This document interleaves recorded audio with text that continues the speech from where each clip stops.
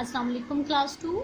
उम्मीद है सब बच्चे खैरियत से होंगे। क्लास 2 हम अपना बड़ा ही मज़े का सबक पढ़ रहे थे आबिद की तौबा, जिसमें आबिद जो है वो दूसरे बच्चों को डराता है, अपने घर में बहन भाइयों को भी डराता है। और फिर उसने एक शॉप से छिपकली ली और उसने अपने दोस्त को भी डराया, जबकि डराना बहुत बुरी बात है। तो आज हम इसका बाकी हिस्सा पढ़ने जा रहे हैं। तो आइए हम इसकी रीडिंग स्टार्ट करते हैं। बचाओ बचाओ तक हमने इसकी रीडिंग की थी।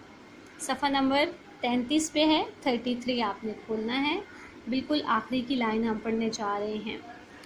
दूसरे बच्चों ने भी छिपकली देखकर शोर मचा दिया। उस्तानी साहिबा ने छिपकली को गौर से देखा और आबिद से कहा, अच्छा ये तुम्हारी शरारत है। अगर मैं चाहूँ तो इस हरकत की सख्त सज़ा दे सकती हूँ, मगर मैं तुम्हें डराना नहीं चाहती। अब उस्तानी साहिबा को पता चल गया कि ये छिपकली जो है, पहले तो उस्तानी साहिबा ने छिपकली को गौर से देखा और समझ गई कि ये शरारत जो है वो आबिद की है, कि उन्हें पता चल गया कि छिपकली जो है वो नकली है।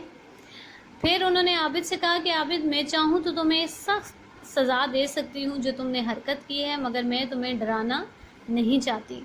अल्लाह ताला के प्यारे नबी सल्लल्लाहु अलैहि वसल्लम ने फरमाया है, किसी मुसलमान के लिए ये बात मुनासिब नहीं है कि वो दूसरे मुसलमान को डराए। अब ये यहाँ पर देखिए हदीस बयान हो रही है।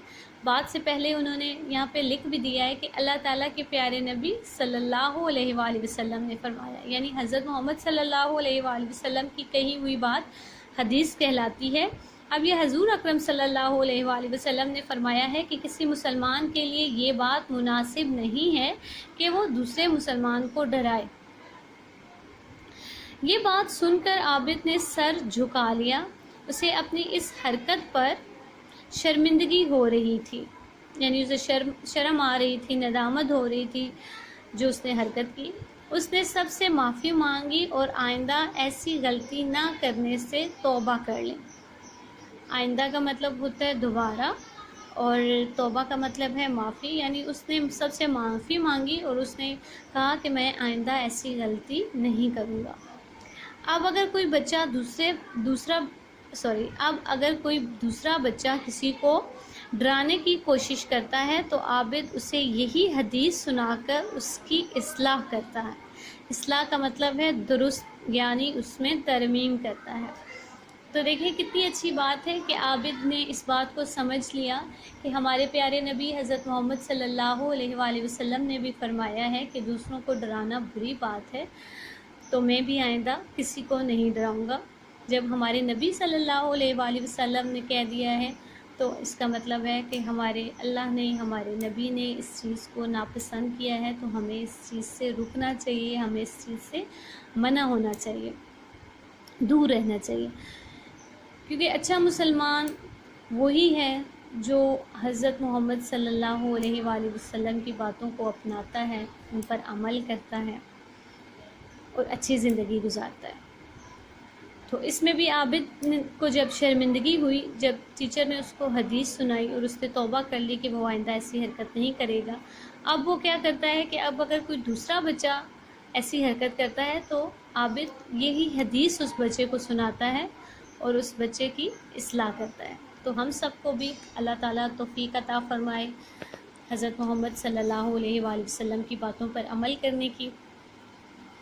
तो प्यारे बच्चों, आपकी ये रीडिंग मुकम्मल हो गई है। कल आपने ये काम करना है कि दोबारा इसकी शुरू से रीडिंग करनी है, इसको अच्छे से पढ़ना है। पढ़ने के बाद आज मैं आपको इसके 2 सवालात करवा देती हूँ, वो आपने इसके किताब पर ही करने हैं, तो वो आपकी किताब पर ही कर लें। सवालों के जवाब लिखिए। सवाल नंबर 1 है, आबिद में कौन सी बुरी आदत थी?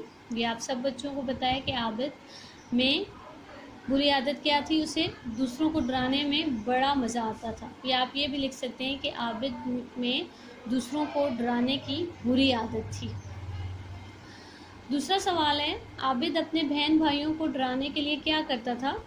आबिद अपने बहन भाइयों को डराने के लिए किसी दरवाजे या पर्दे के पीछे छुप जाता और ठा की डरावनी आवाज़ निकालता। اور تیسرا سوال ہے عابد کی استانی صاحبہ نے اسے کیا سمجھایا؟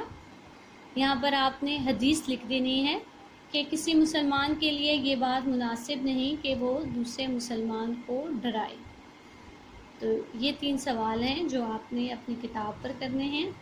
تو آج کا آپ کا یہی کام ہے کہ آپ نے اس کی ریڈنگ کرنی ہے اور یہ 3 سوال خوش خط اپنی کتاب پر لکھنے ہیں۔ اللہ حافظ۔